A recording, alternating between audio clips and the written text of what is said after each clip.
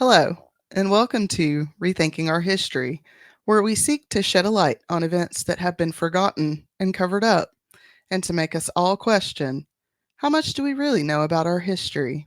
I'm Felicia. And I'm Ian, and we are here to reveal all the sordid details of history that have been swept under the rug.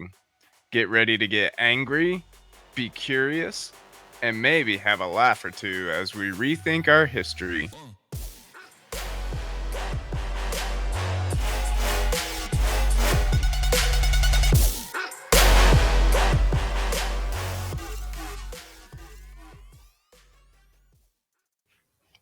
Hello, friends. Hey guys. Thanks for joining us for another lesson. We hope you all had good holidays. Ready to jump back into 2025? Yeah. It doesn't sound like a real number. Right. I remember thinking about that number when I was when it was still the 1900s, and I was like, that's never gonna happen. We're all gonna be dead by then. If only. 2024 was supposed to be the last with the meteor that was supposed to I hit, thought or that was. Planet Nibiru, or Planet X, or some kind of alien shit. I thought the thing was supposed to hit in like 2032. That's Apophis. That's like the next big one. Well, that's fun. Yeah. That's fine. Pretty sure this one it came past us, but like we didn't know it because we couldn't see it. Everybody's like, oh, it's coming this way, and it's like, oh, that thing is like, how the fuck are you? Don't know where the fuck it's gonna go. It was like the size of a Volkswagen bus or something. All it's gonna do is create another crater. They act like we haven't been hit with shit like that before. Yeah. Like we don't have craters pocketing the planet, but whatever. All right. First things first, if you found us here first and are a fan of the paranormal, give our flagship show, The Paranormal Lovers, a try. Almost 100 episodes about everything from the Philadelphia Project Experiment, I think it was Philadelphia Experiment, to the Night Marchers. I was thinking about that because been listening to some old, and that's why we drink, and I just listened to M cover them the other day. That's cool. If you would be so kind, please give us a follow and share on TikTok, Instagram, and Facebook by searching for the Paranormal Lovers in the search bar. If you would like to support our little independent pods, we have a Patreon at patreon.com/the Paranormal Lovers, where for $5 a month you get early access to unedited videos of both shows and 2 free stickers a month. We also have a merch store at theparanormallovers.threadless.com with new designs for 2025. 42025. I'll talk about it more on the Paranormal Lovers. I'm pretty sure everybody that listens to this one right now also listens to that one. I'll say it here real quick. We will be going to Hotlanta March 14th through the 16th. I will talk more about that on the other podcast. That will be in on Lanier Islands in Lake Lanier. Fun. Y'all come see us. Woo, our first paranormal convention. It's going to be fun. It is. And finally, if you have a personal story, be it true crime, paranormal, or historical, or if you have a topic request, please email us at theparanormallovers@yahoo.com. Watch somebody drown and all of us go, oh! I'm just going to be sitting there like, this is why I didn't get in the water. That's why I didn't. It's, first of all, it ain't that fucking hot in March in Georgia. This is okay. True. I live there. Yeah. Even though I lived a little further south, so it's going to be a little bit colder. Mm-hmm. No. Ain't nobody getting in that damn lake in March, and if they are, then that's their own fucking stupidity if they die. I ain't got no fucking sympathy for people who do stupid shit anymore. Not in 2025. It's the year of the found out. It is the year of the find out. All right, so we have a disaster for y'all today. During Hurricane Helene, we had many reports of possible dam failures across the region. Yep. As far as I could tell, there were actually no dam failures in Western North Carolina. No. But of course, it made me think, how much worse would the devastation have been if it had? A lot worse. Well, in 1928, residents below the St. Francis Dam in LA County found out just what would happen. Due to lack of regulation and some human error, hundreds of people perished in one of, if not the largest, infrastructure disasters in U.S. history. So this week we are going to be looking at the St. Francis Dam failure. In the early 1900s, water from the Los Angeles River was diverted through ditches called zanjas to Los Angeles. Remember, Spanish words because California was colonized by Spain. Fuck the Spanish. Yeah, fuck the Spanish. We hear you, indigenous tales. Fuck them too, along with the British. Fuck them European people. Yeah. Love you, European listeners. Hey, we love you guys so much. Don't stop listening. Don't stop listening. But it's fucking history podcast. So, yeah. You get what you get. You don't pitch a fit. The Los Angeles City Water Company held the lease to the waterworks and provided water to the whole city.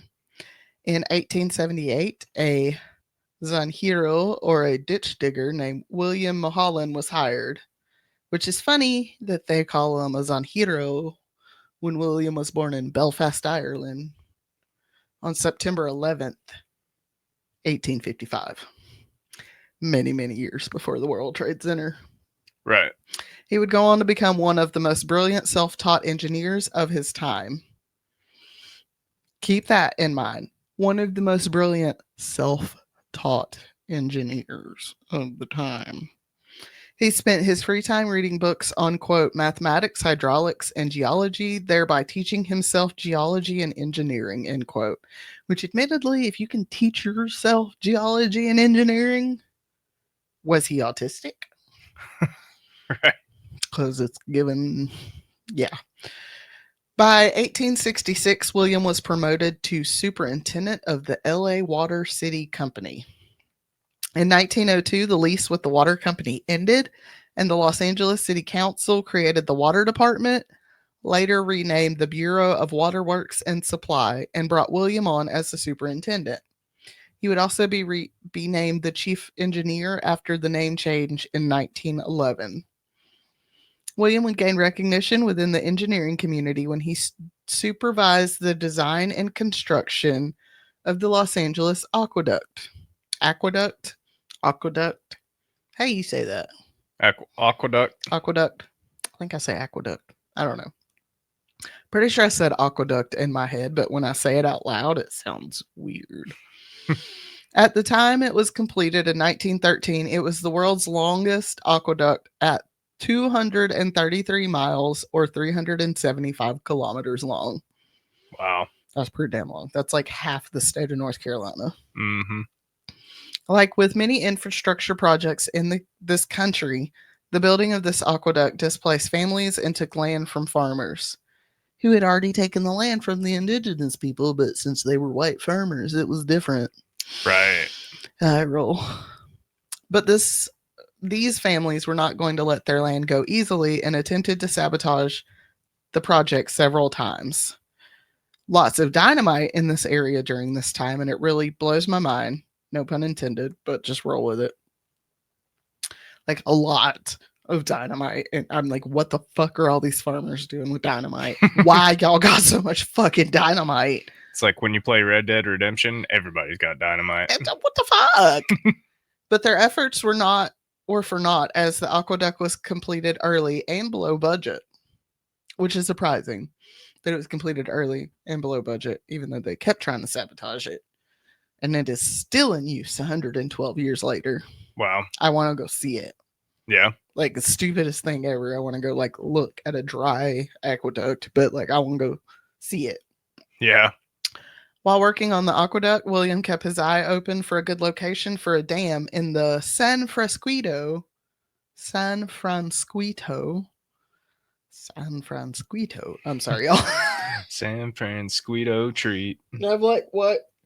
That's bugging me because like San Francisco Canyon. San Francisco Canyon.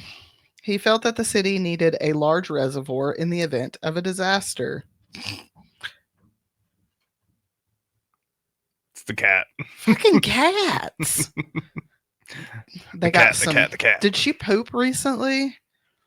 Maybe. Because they say that like when cats poop, it produces LSD. Well, no, it presses on the vagus nerve.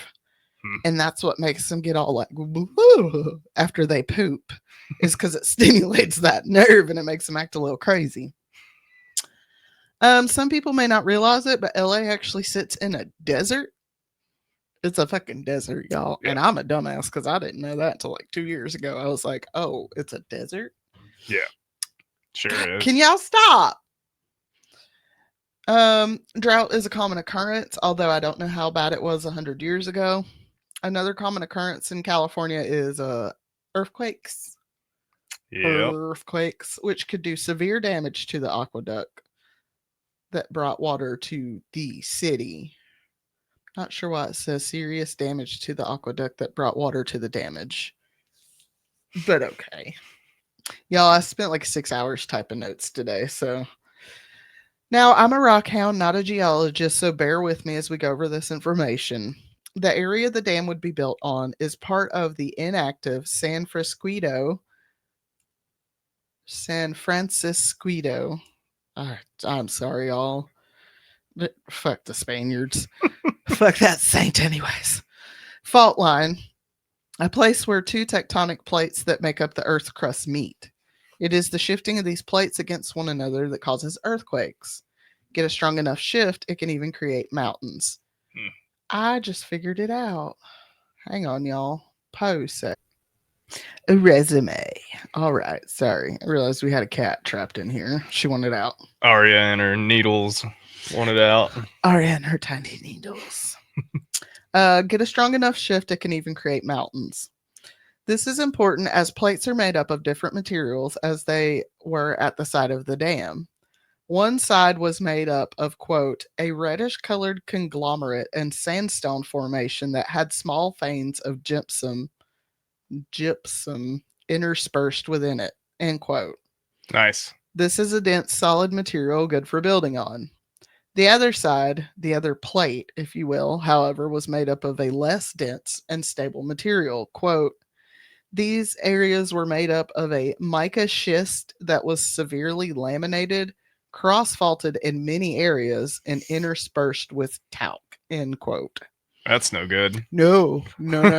Think of like a really shiny, dust-filled gravel that just breaks. Yep. If you pick it up and like crunch it. Talcum powder and mica. Yeah. Talcum powder and mica. And mica's like slick. Yeah. Is that shiny stuff? It's slick. And then you And get it's soft. like talc on top of it. Real soft. It's real soft. It's real easy to break. You put talc in it. Y'all, they put a fucking dam here. Wow. Just letting you know. Whoops.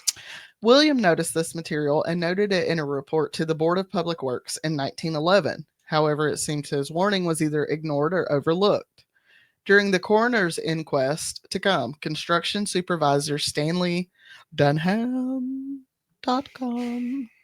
testified that he had tested the area and found it was firm and suitable for building.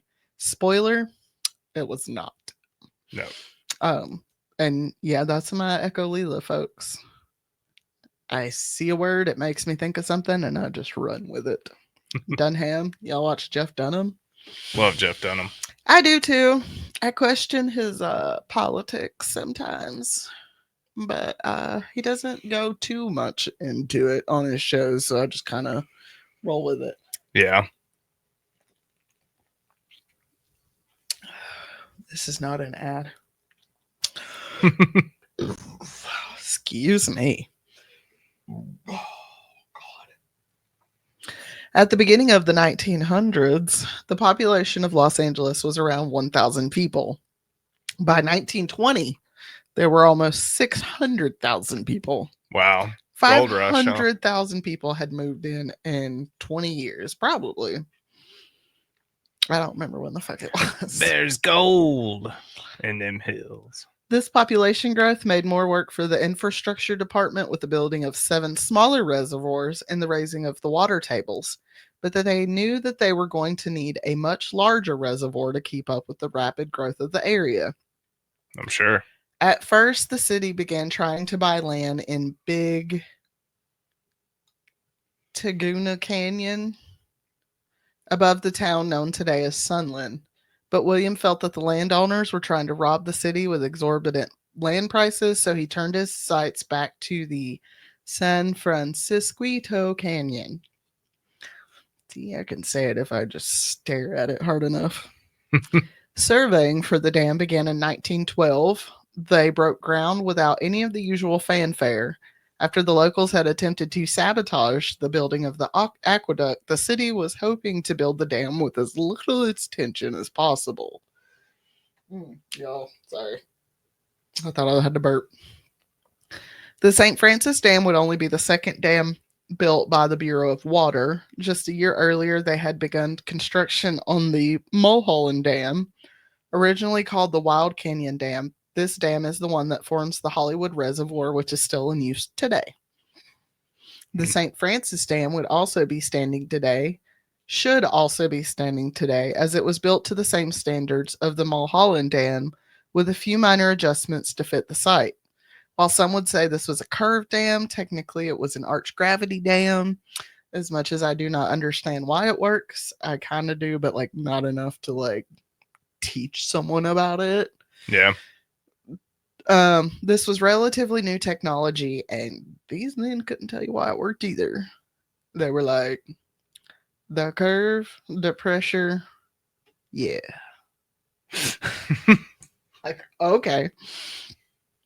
From fiscal reports of the time, we know that studies and surveys were done by June 1923. The first concrete was poured on August of 1924. The plan was to build it 175 feet or 53 meters tall, holding 30,000 acres of water. I think it's actually like acre feet of water. But come March of 1925, it was reported the dam would now be 185 feet or 56 kilometers tall, now holding up to 38,000 acres of water. Wow. With the addition of those 10 feet, they were required to add a wing dike or a wing dam. This pushes the water to the center of the flow, forcing it to a smaller area, thereby, in theory, making it slow down as well. They began filling the reservoir on March 12, 1926.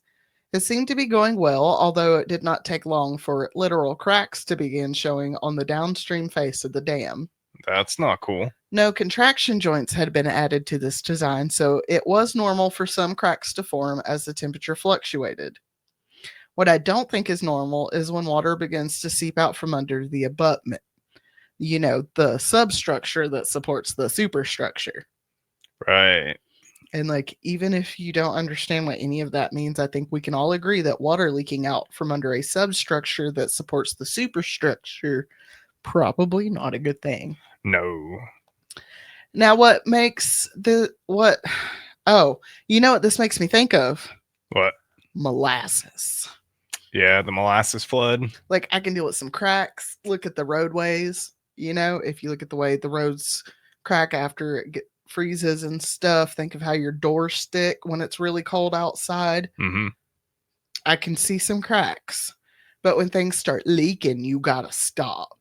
Yeah. And find out why the fuck it's leaking. I don't care if it's molasses or water. Take the time to figure it out. If it's liquid, it's gonna cause destruction after it leaks. I guess it's just gonna leak more. Yep. Yeah, because it's gonna eventually erode away at what it's leaking through. Yep. It's gonna eat away. Water It's the most destructive force known the to most man. destructive element on this planet. Yep. H2O is the most destructive material.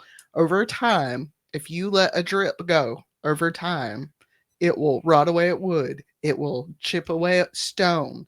It will rust metal. It will destroy. Yeah. Now, I know I've said a couple of times that cracks are normal. However, there even comes a point when too many cracks form, or as with this dam, cracks form in certain areas and certain ways that people should again stop and reevaluate. 2 new cracks would form, one on either side of the dam about 60 feet from the spillways. Again, William, along with Chief Engineer Harvey Van Norman, inspected these cracks and once again deemed them to be safe.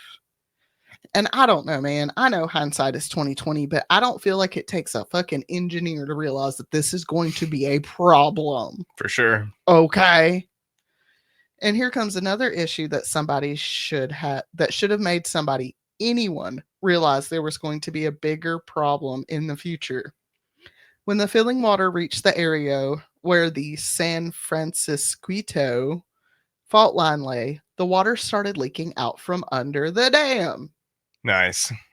Workers were able to partially block off the leak and take care of the rest. And to take care of the rest of the leak, they laid pipe from the dam down to the dam keeper's house for their personal use. So, All right, then. I said, all right. Also, dam keeper? What? Down below the dam? What? Come May of 1927, water levels were within 3 feet of the spillways, but it was reported that the leak did not get any worse.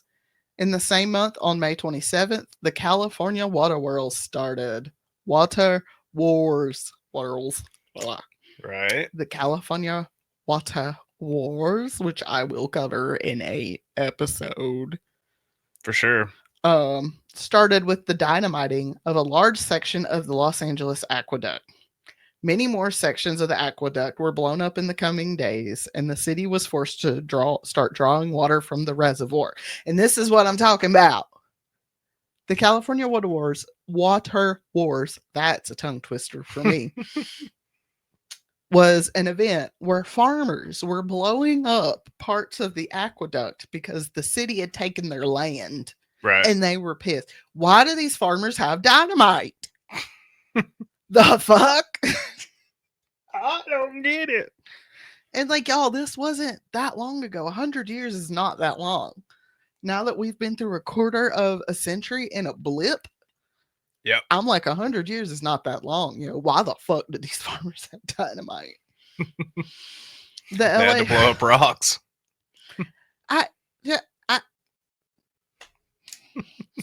The LA County Sheriff's Department received a threat that a carload of men were headed up to dynamite the dam.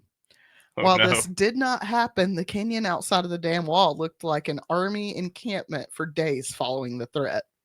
Dozens of officers from the LA Police Department and Sheriff's Department, as well as all available employees from the Bureaus of Power and the Bureau of Water, were stationed within the canyon to protect the dam. They gonna make it blow. Over the next few months. Blow us up. The next few months. The wars continued, and thousands of gallons of water was removed from the reservoir. From May 27th to June 30th, 7,000 to 8,000 acre feet of water was removed from the reservoir.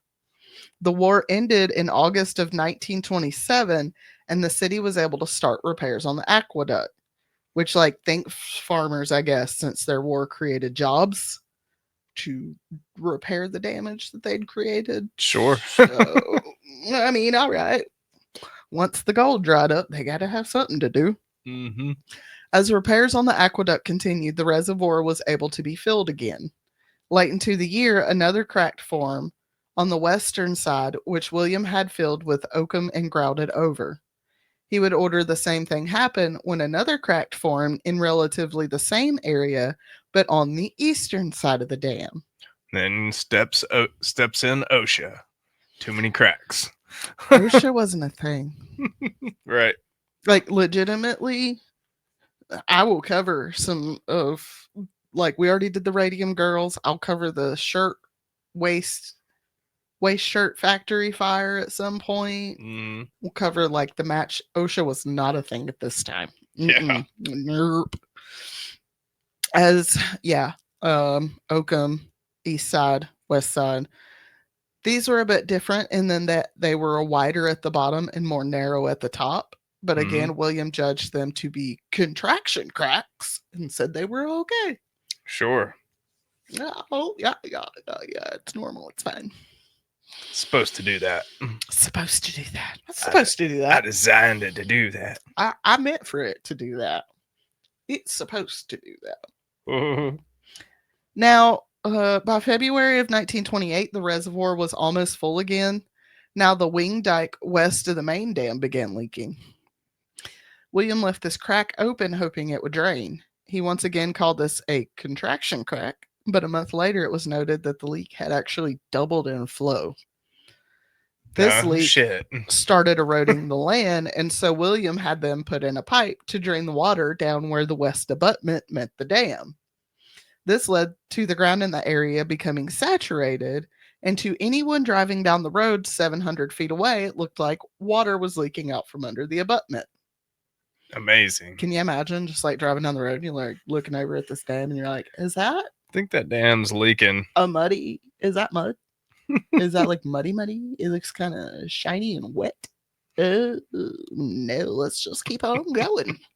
You know how we'd be. We'd be like, well, let's just accelerate a little bit. March 7th, 1928 saw the reservoir at its highest depth, just 3 inches from the spillways. At this point, William called for them to stop adding water. And on March 12th, a new leak was reported in the west abutment. Not only did this new leak pop up in the same area as former cracks, but the water coming out of this leak was muddy. Ew. This was concerning to some as they feared this was an indication of erosion of the foundation underneath the dam. No, it's all right. This time when William and Harvey came to inspect it, they were a bit more concerned. Harvey walked the leak back and found what he believed to be the source of the muddy water. He claimed that it was coming from the newly cut road. It's just a natural spring. More concerning was the flow of water coming from the crack. According to their testimony at the inquest, William and Harvey both testified that they saw the water flow from the crack surge at least twice while they were standing there watching it. And they said, well, that's not great, but let's just walk around for a couple more hours, check it out. We don't think there's anything super important we need to deal with right now, so we're going to head back to town. Call us if anything happens. They got a call, didn't they? Whoa, boy. Whoa, boy. Between 11 p.m. and 11:75 p.m. that night, at least 5 people drove by the dam, all reporting seeing nothing out of the ordinary. Ace Hopewell. Can we just talk about that badass name for a second? It's a pretty cool name. Ace Hopewell was on his motorcycle at 11:50 when he drove by the dam. I'm like, you a badass. I don't know what it is. Ace Hopewell on a motorcycle in the 1928? 1928? Leave the body, Ace. We're taking him. You know, he looks like John Travolta from Grease. Like, Or Kiefer Sutherland from Stand By Me. His name was Ace. It's been a long time since I've seen that movie. I don't remember it that well. At the inquest, he testified that he had rode by Powerhouse number 2 and the dam and saw nothing strange. However, about 1.5 miles upstream, over the sound of his engine, Ace heard a sound that made him think of a rock slide. He pulled over to grab a smoke and check his surroundings, but by this time the noise had started to fade. Seeing nothing in his immediate vicinity, Ace chalked it up to a landslide, which were common in the area, and headed on his way. At 11:57 p.m. and 30 seconds, or what is it, 11:57 and 30 seconds p.m.? I don't know how to say that. There was a sharp voltage drop at both Bureau of Power receiving stations and the Bureau of Water Powerhouse number 1. At the same time, at the Southern California Edison's Saga station, a transformer exploded, believing to be caused by the damage of power lines further up the canyon. There are no living witnesses to the wave that tore through the canyon that night, and it was the 1920s, so there were no cameras on the dam either. Right. What we do know is that within seconds, the western section of the dam was gone. That side of the wall had collapsed and was hurtled down into the valley as an estimated 12.4 billion gallons. Wow. Or 40, it says 47 million, and then it says like M with like a little 3 off to the corner. Meters cubed. Yeah, that of water rushed its way down the San Francisco Canyon. The eastern side of the dam also collapsed, but fell against the center section, the only part of the dam that would be left standing. Wow. The first casualties would have been Tony, the dam keeper, and his family, as their home was only 1/4 mile downstream from the dam. Dang. This is why I was like, no, have it up there. A woman's body was found wedged in the rubble at the base of the dam, leading investigators to believe the family had come out to inspect the dam right around the time that it had failed. Jeez. Considering the Poor initial people. wave was thought to be 140 feet or 43 meters tall, it is no surprise that the bodies of Tony and his 6-year-old son were never found. I'm sure. 5 minutes later, it is believed the now 120 foot or 37 meter wave. I'm trying to wrap my head around how tall that is, and it's like 3 school buses stacked on top of each other. Mm-hmm. Having traveled 1.5 miles or 2.4 kilometers, hit powerhouse number 2 going 18 miles an hour or 29 kilometers per hour. Jeez. There were 67 people, workers and their families that lived in the area around the powerhouse, and all but 3 people died once the wave hit where they were Wow. at. There is a lot in the research about how the power failures moved through the area that night. I'm not really going to go into that because they're like this substation and then this powerhouse and then this thing and then this. And I was like, that's a lot. Just all went downhill, huh? Yeah, because it was like this would go out and then they'd get this back up and then this section over here would go down because of damage over here. And I'm going to shout out linemen. Whether it's 1928 or 2024, those people are out there and they're nonstop until every light is back on. Yeah. This night in 1928, as the wave made her way down the canyon, she hit powerhouses and substations, plunging the region into darkness over and over throughout the night. By 1 a.m. on March 13th, the wave had shrunk to 55 feet or 17 meters tall. It's not any better. It covered 4 miles of the main highway in the town of Castic Junction was being washed away. Wow. Now traveling at 12 miles per hour or 19 kilometers per hour, the wave now entered the Santa Clarita Valley. You know what that made me think of, don't you? The Santa Clarita Diet. Oh my God, I need that show to come out in another season. They did, I think. Did they? Pretty 3? sure number 3 is on. Oh, we gotta watch that. I love that show. I love Drew Barrymore. I grew up on Drew Barrymore. And bite me. She's still beautiful. She's great. The wave now entered the Santa Clarita Valley, headed for a temporary camp of SCE workers. In the confusion, no warning had been issued to the camp, and out of 150 people, 84 in this camp would lose their life. Wow.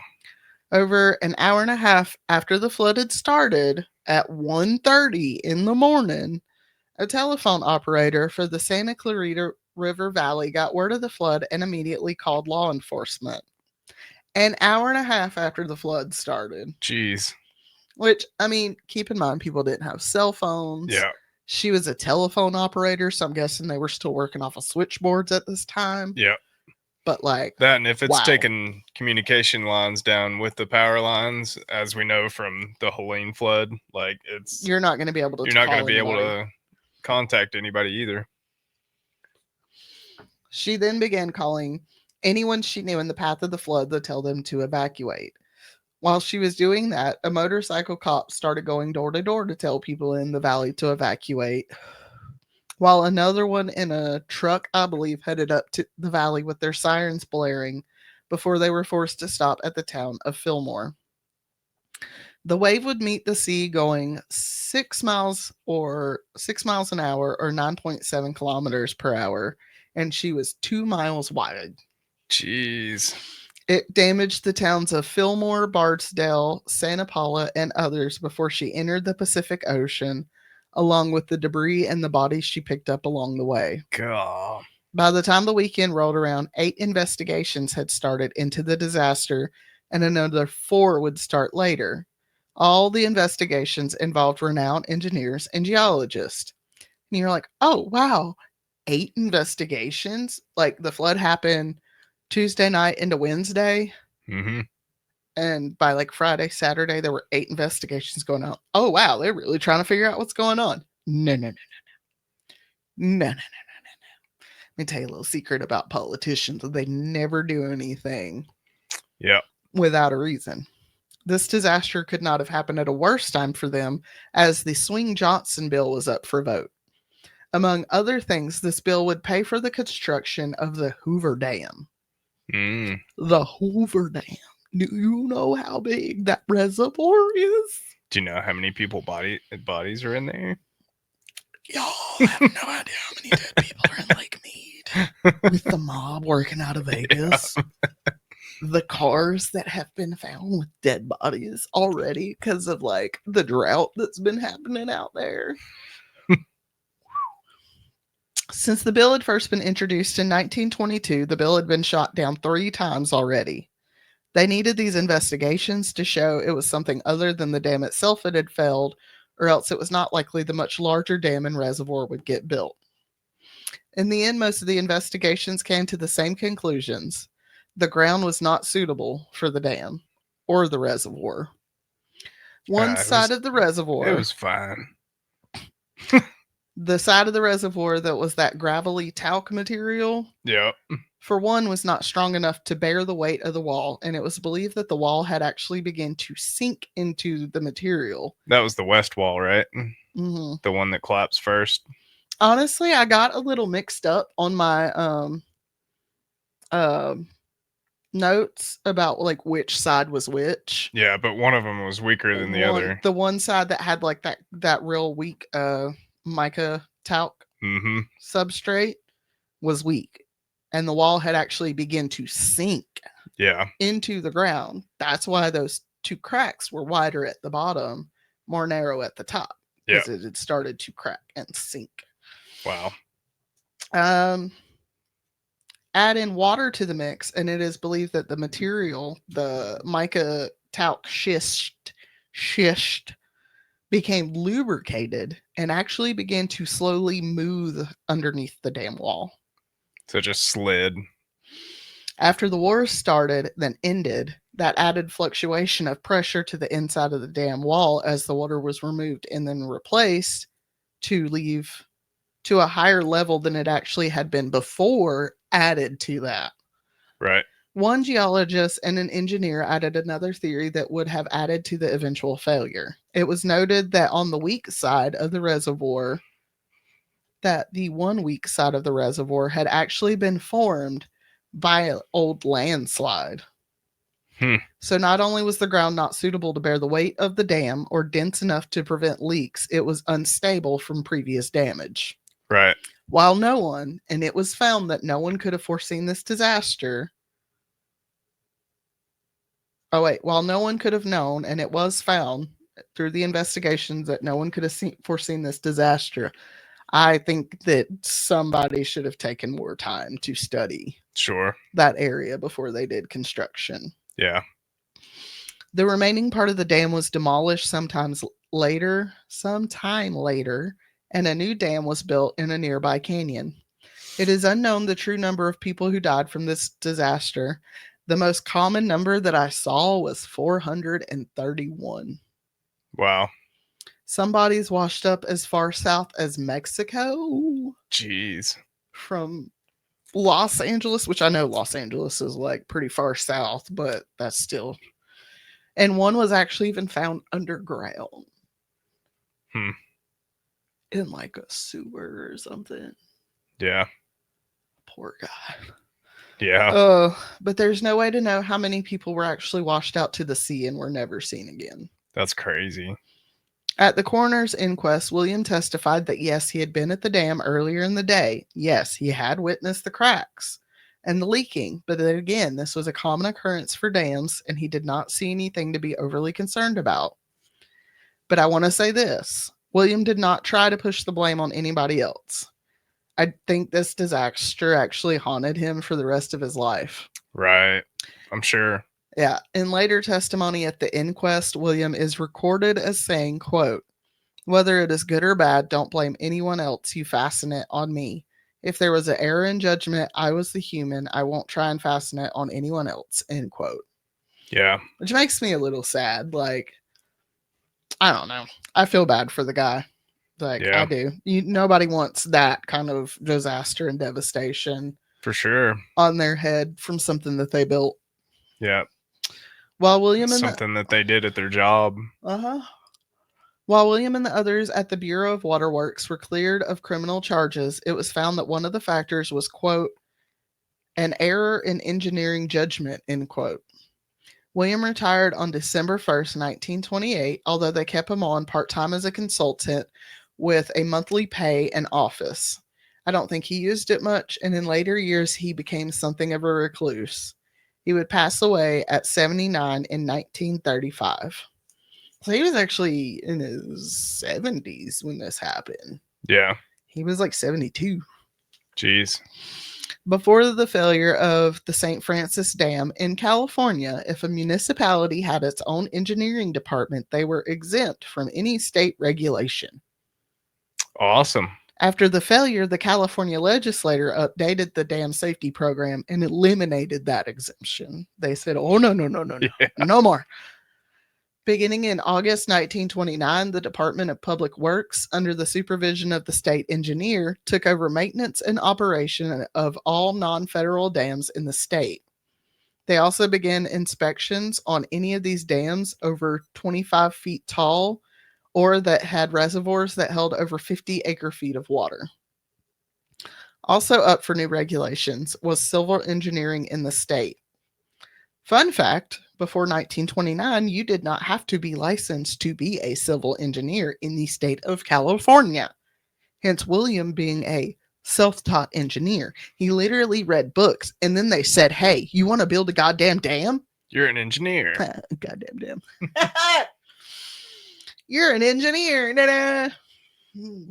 Here's a prize. But after this, new laws were passed, and the state created the State Board of Registration for Civil Engineers. It's so funny how we are such a reactive society instead of proactive. Mm-hmm. But what the fuck do I know? I'm not an engineer. I got a buddy who's a Neither civil was this engineer guy. in DC. Nice. Yeah, he builds bridges. What's up, Peter? Tell him to come You're work listening? on that damn one over in Frog Level so I can Yeah. go that way. For sure. I'm tired of having to go around. I want to go through Frog Level, damn it. Yeah. If you can We had a imagine bridge it, blowout during the flood. it didn't actually blow out. The bridge is there. I Yeah. drove over it after the flood. We did. We were the brave ones. But once they had an engineer come out and inspected, they said, hey, this has catastrophic damage. You guys need to fix it. Close it down. Yep. So now it's shut down and there's no damn telling when the hell it's going to be back open. No, because they're working on everything else first. If you can imagine it, the people who live below the Mulholland Dam, you know, the one up there near the Hollywood sign, Mm-hmm. were suddenly not feeling very safe with William's name set high above their heads. Yeah. They petitioned to have the Hollywood Reservoir drained and the dam demolished. That obviously did not happen, but they did have 4 different panels come out and inspect it. After they gave their reviews, it was decided they would lower the maximum water table allowed to be held within the reservoir. They also decided to take 330,000 cubic yards of dirt and put it against the downface stream of the dam. It took me a while. If you look up pictures of the Mulholland Dam, I was like, why can't I see the face of it? Yeah. Well, duh, dumbass, because they pushed Filled it with dirt. 330,000 cubic yards of dirt up against it, and now it's a valley. It's a forest. I want to see what's it called? The Mulholland hang on, Mulholland.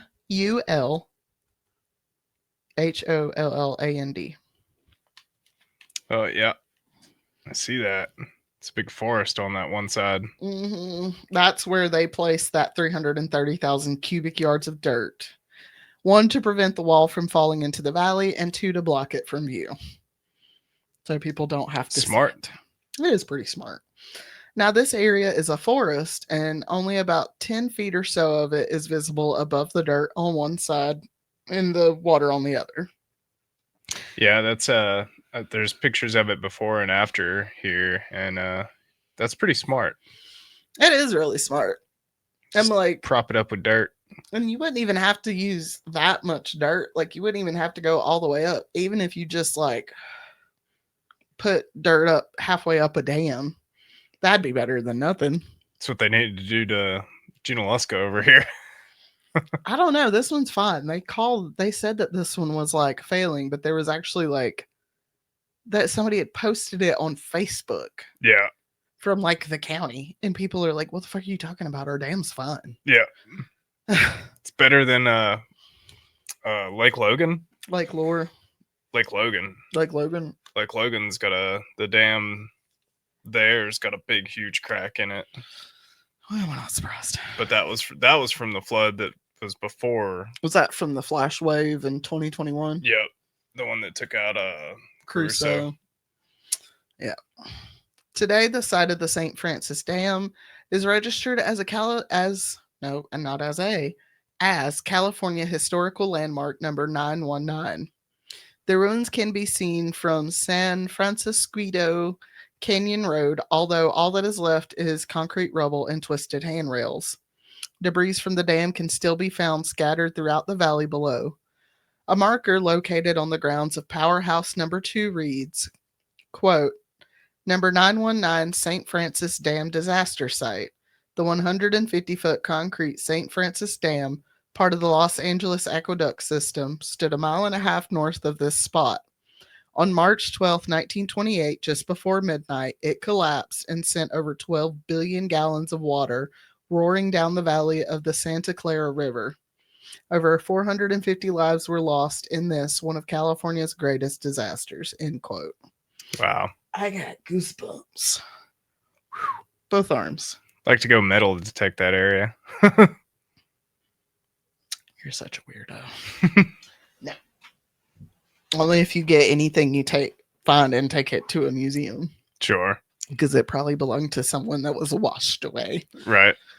And to think, the dams in our area were taking up to 42 trillion gallons of water per minute during Hurricane Helene. Yeah. 42 trillion gallons, That's folks. crazy.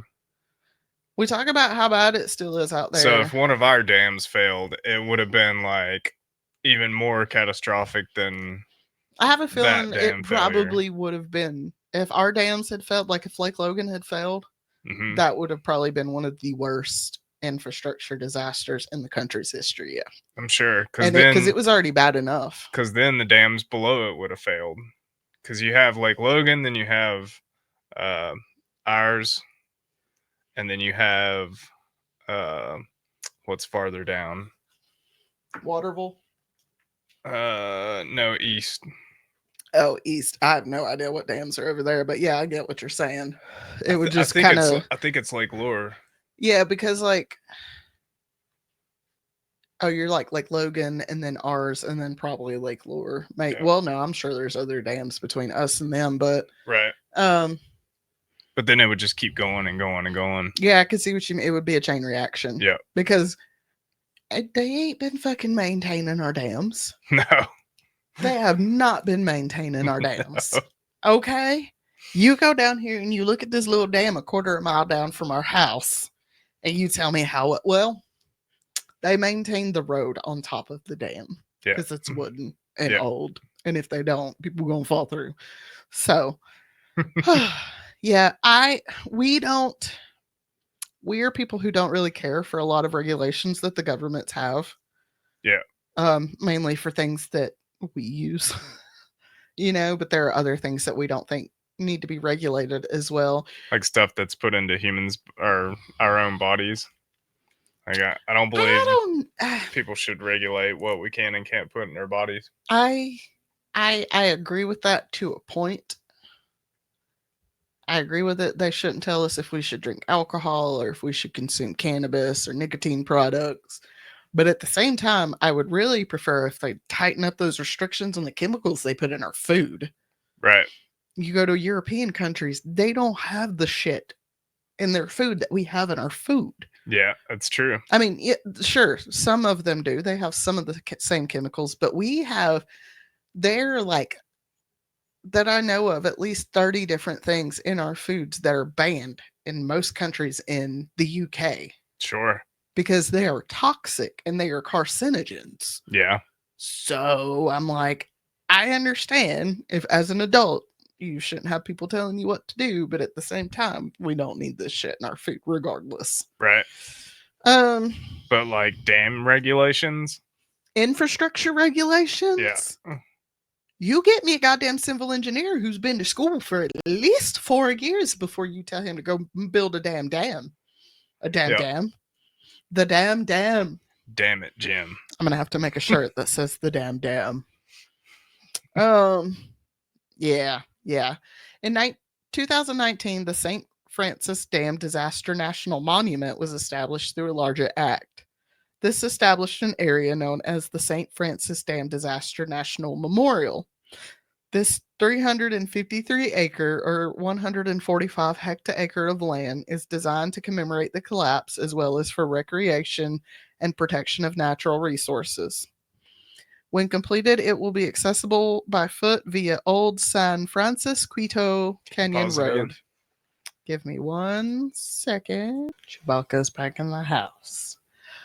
Sorry. You're good. When completed, it will be accessible by foot via Old San Francisco Canyon Road.